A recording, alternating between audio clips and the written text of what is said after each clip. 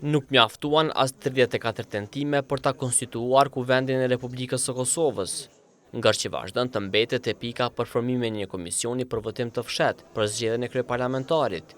Nga vetëvendosja këtë të enjtë sërish se bllokada në kuvend përshkaktohet qëllimshëm nga opozita. Sipas deputetit të kësaj partie Artan Abrashi, penga mbërri natit politike.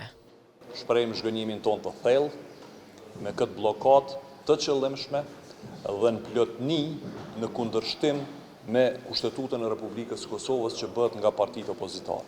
Kurse në kryetare nga radhët e PD-s Zuraçi Taku akuzoi kryeministrin e detyrë Albin Kurti se nuk po duan bashkëpunim.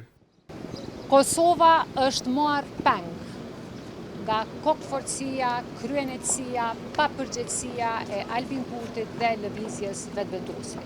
E nga LDK u tha se ngërçi mund të zgjidhet vetëm me një marrëveshje politike. Ne edhe sot kërkojmë që partia e parë ta menaxhon detyrën e vet, përgjegjësinë e vet që dal nga nënda Kurti, ajo është që të jap mundësi që Kuvendi i Republikës të konstituohet sipas një marrëveshje eventuale që arrihet.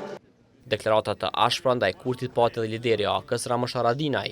Mashtruesit Albin Kurtit, për fat keq jemi të e pagu çmimin që i kem besu një mashtruesit. Edhe për mu nuk ka befashi, ju e dini vlerësimin tim për te, por edhe kjo situatë duhet merr fund dikur. Pra, mashtruesi s'mundet pa kufi me u tallë me një vend. E kreu i nismës Fatmi Limaj dhe kryetari i LDK-s Lumir Abdigjiku treguan se kishin zhvilluar një takim konstruktiv me njëri tjetrin. Besoj dhe ju kupton që me një takim gjërat nuk zgjidhet, por e rëndësishme është që ne do të vazhdojmë takimin. Edhe ne nuk mund të zgjidhim vetë problemet, ne shprehim vullnetin tonë nga dëshmërinë, duhet të jenë edhe të tjerat, po besoj që kjo është rruga që duhet të ndiqet. Keni mbajtur takim dje? Takim shumë i thurë me zotin Limaj. Seanca e ardhshme për konstituimin e kuvendit do të mbahet të shtunën në ora 10.